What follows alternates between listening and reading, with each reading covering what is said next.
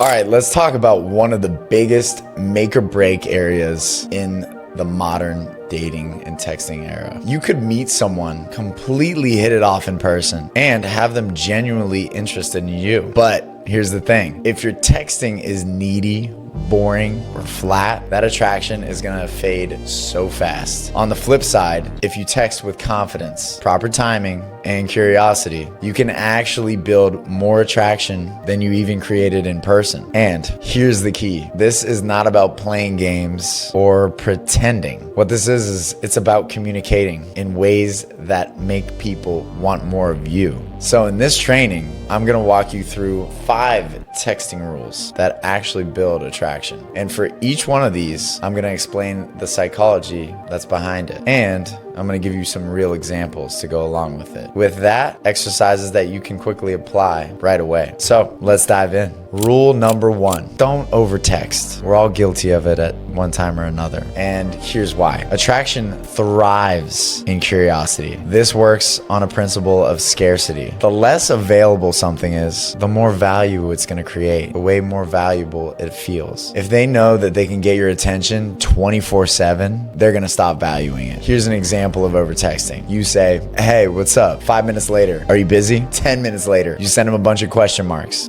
Come on, that energy feels desperate, even if you don't mean to seem desperate. Here's a healthy example. They tell you about your day. You reply once with something engaging, and then step away and move on with your day. Now they're wondering what you're actually doing and what you're up to, and way more available than they were. Here's the thing. What you gotta do is you should write down one way that you can actually create more space the next time you do that. Rule number 2, mirror their energy. Here's the thing about attraction. It's about balance. If they're playful, then of course you can be playful. If they're brief, then you can be brief. You don't need to over explain anything. This is called social attunement. It's not copying. It's just matching the rhythm of the conversation. Here's a bad example. Busy today. Then you enter a whole paragraph about your day and blow them up. You completely overwhelm them with that page of a text. Here's a better example. Then they say, busy today. You say, same. Handle your business and we'll talk later. That is short, matched, and balanced. Here's an exercise. Pull up a recent text thread that you've had. Find 2 spots where that mismatched energy, where you mismatched their energy. Now, rewrite it in a way that mirrors their energy way better. Rule number 3, ask engaging questions. This is not an interview. Somebody doesn't want to feel like they're getting interviewed for a job. The thing is, most people confuse curiosity with interrogation. And here's why that matters. Engaging questions, what they do is they spark emotion and imagination. Boring ones, that triggers an autopilot response. Here's an example of a boring one. How is work? What are you doing? Engaging. What's the best thing that has happened to you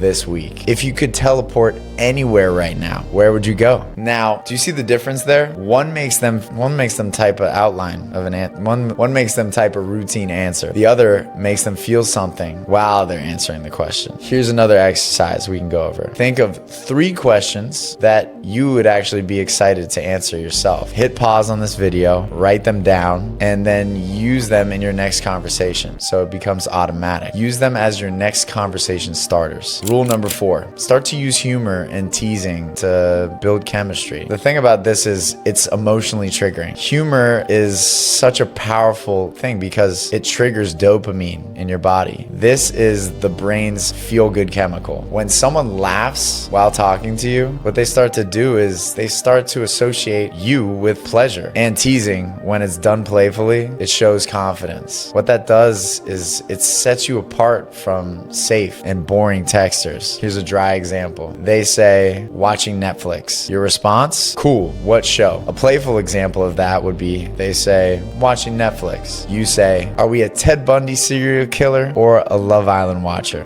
That one little twist that creates chemistry. Here's an exercise. Think of a boring text that you've sent before. We've all done it. We've all sent plenty of boring texts. Rewrite it with a playful spin. So instead of what are you eating, this is what you should try. Rate your dinner from 1 to Gordon Ramsay yelling in approval. Do this for 2 or 3 of your go-to lines. Now you'll be ready the next time an opportunity comes up. Preparation is key. Rule number 5, know when to end the conversation. We've all been guilty of that. This is the last rule. Sometimes the most attractive thing that you can do is just shut up, stop talking, stop over explaining things. Here's why. Ending on a high note, that builds anticipation. If you let the conversations fizzle out into dead replies, what happens? The energy dies. But if you leave while things are fun, that's gonna cause them to look forward to the next time that you text them. Here's a bad example. They say, haha, that's funny. You say, yeah, LOL. Anyway, ... Conversation just completely comes to a halt. Here's a better example. Them, haha, that's funny. You, all right, I'll stop distracting you before you get, all right, I'll stop distracting you before you get tired. Talk soon. What this does is you just kind of leave them smiling. You leave them actually wanting more out of the conversation. Here's an exercise. Think about a chat that completely fizzled out. Write down 2 exit lines that you could have and should have used. Then practice these so you're ready next time. Here's a little takeaway. Here's the truth. Texting shouldn't feel like pressure. It's about not saying the perfect line. It's about creating curiosity, keeping the energy flowing, and leaving them wanting more. Remember, these 5 rules: create space, mirror their energy, ask engaging questions, use humor, and end on a high note. If you apply even 2 of these consistently, your texting game is going to completely transform. Here's your final challenge. Pick one person you text a lot for the next week. Apply all 5 rules consistently, and then journal the difference in how they respond to it. That's how you'll know that this stuff works, because you'll see the shift in real time.